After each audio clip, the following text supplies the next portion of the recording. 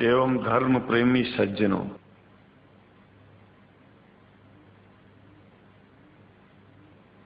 भगवान की जब कृपा होती है तो कभी धर्म की सच्चाई को जानने का अवसर मिलता है।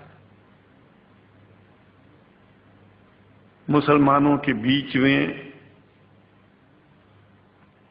लगातार कई वर्षों से हम जा रहे हैं और भारतवर्ष में एक नई प्रथा का प्रारंभ किया मैंने कि जब जगत गुरु शंकराचार्य भी मुसलमानों के बीच में जाकर के उनके प्रेम को समझ सके और इस्लाम की सच्चाई को जान करके इस्लाम को सारी दुनिया में एक इंसानियत का सबसे बड़ा पाठ सिखाने वाला धर्म मानने के लिए लोगों को समझावे।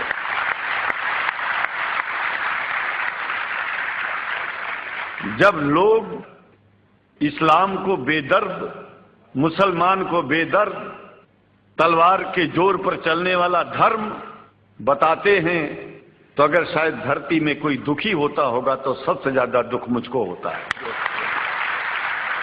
ये न सच्चाई है और न कभी ये सच्चाई हो सकती है। जिस इस्लाम ने पहला कलमा ही कुरान शरीफ का ये बताता है कि नहीं है इबादत के काबिल सिवाय परमात्मा के और कोई, ला इलाहा इल्लल्लाह मुहम्मद रसूल अल्लाह। भला आप बताइए, वेदों का रस निचोड़ करके मोहम्मद साहब ने परमात्मा की इबादत करके परमात्मा के पैगाम को एक ही कलमे में दे दिया। इससे बड़ा ग्रंथ दुनिया में और क्या हो सकता है। अगर कुरान के पहले कलमे को ही पढ़ करके हिंदू अपने धर्म का पालन करना चाहे तो उससे बड़ा धर्मात्मा शायद कोई नहीं होगा। कुरान को हमने गहराइयों में जा करके तो नहीं अनुभव किया, लेकिन कुरान के मानने वालों के हृदय की गहराइयों में जाके देखा कि अगर इस्लाम को पूरी दुनिया अगर स्वीकार कर ले तो इसमें कोई बुराई नहीं है। इस्लाम परमात्मा के द्वारा बताया गया सिद्धांत है। इस्लाम किसी व्यक्ति का अपना नियम नहीं है, अपना सिद्धांत नहीं है। कुछ लोग भेदभाव पैदा करने के लिए इस धरती पर मुसलमानों को बेदर्द कह देते हैं, इस्लाम को बुरा कह देते हैं। मैं कहता हूं उनसे बुरा इस दुनिया में कोई नहीं है। वो शैतान के बच्चे हैं, खुदा के बच्चे नहीं हैं। क्योंकि जहां तक मेरी अपनी पहुंच है, हमने वेदों को पढ़ा, पुराण को पढ़ा, शास्त्रों को, हिंदू धर्म ग्रंथों को पढ़ा। उसके बाद में मुसलमानों के बीच में जाना शुरू किया। हमने मुसलमानों से हाथ मिलाया तो हमारा विरोध किया गया। ये अंडा खाने वालों से हाथ मिलाते हैं, शंकराचार्य कैसे हैं? अरे हमने कहा कि तुम्हारी समझ में नहीं आ रहा है।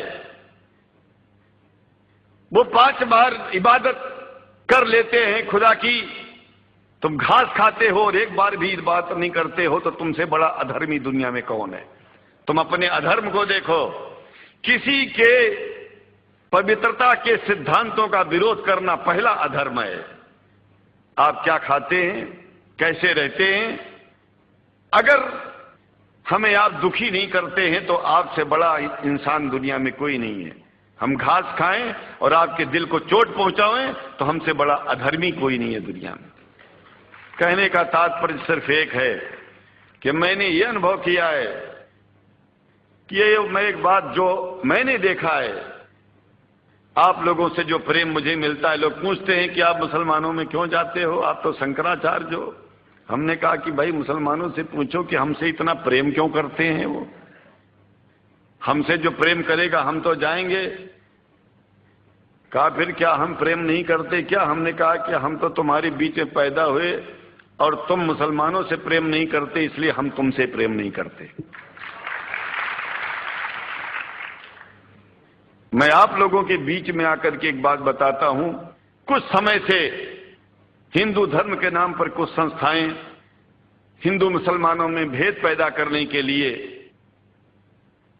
कुछ ऐसा कार्य किया जिसकी वजह से आम हिंदू, सीधा साधा हिंदू बेचारा जान ही नहीं पाता है इस्लाम क्या है और सनातन धर्म क्या है। सनातन धर्म और इस्लाम में कोई भेद नहीं है और हिंदू धर्म तो कोई धर्म ही नहीं है। सनातन धर्म धर्म है और शायद जो संस्कृत का सनातन शब्द है अगर किसी भाषा में उसको इस्लाम कहा जाए तो कोई बुरी बात नहीं है। इस्लाम और सनातन में कोई भेद नहीं है क्योंकि परमात्मा एक है, परमात्मा सबका है। ये संदेश ऋषियों मुनियों ने दिया और यही संदेश परमात्मा का भेजा हुआ संदेश स्वयं हमारे मोहम्मद साहब ने इस पैगाम को हमको दिया, तो हम भेदभाव क्यों करें। यहां पर भारत का मुसलमान, एक बात बिल्कुल मैं स्पष्ट बता रहा हूं आपसे, अगर भारत का मुसलमान सो गया तो भारत सो जाएगा। इसलिए भारत को जगाना है तो मुसलमानों को जागते रहना पड़ेगा। भारत जाग जाएगा, पूरी दुनिया जाग जाएगी। ये भी मैं जानता हूं कि भारत के सच्चे हिंदुओं को, जो सच्चे सनातन धर्मी हैं, उनको मुसलमानों से प्रेम चाहिए, उनको मुसलमानों से भेद नहीं चाहिए। अंग्रेजी की भी मिल गई है और हम तो चाहते हैं कुरान शरीफ सारी दुनिया में अगर इस ग्रंथ को पहुंचाया जाए, और पहुंचाना चाहिए। मैं तो मुसलमानों से एक जरूर बात कहूंगा कि आप लोग एक चीज का ध्यान दें, आपके पड़ोस में जिस भी भाषा को जानने वाला व्यक्ति रहता हो, जिस भी भाषा को, कोशिश कीजिए कि आप इस कुरान जैसे पवित्र ग्रंथ को उसको उसकी भाषा में पहुंचाइए। और मेरी समझ में सारी दुनिया में एक कुरान पहुंचेगा तो सारी दुनिया में शांति होगी, सारी दुनिया में अमन होगा और सारी दुनिया में ऐसे ही इतने प्रेमियों के बीच में शंकराचार्य को पहुंचने में और बोलने में कोई दिक्कत नहीं होगी, संकोच नहीं होगा। आप लोग भी निडर हो जाइए, आप लोग भी संकोच छोड़िए। हम जानते हैं कभी कभी संकोच में, कभी कभी इस देश के कुछ जो फिरका परस्त लोग हैं उनकी उल्टी सीधी योजनाओं में हम लोग एक दूसरे से मिल नहीं पाते।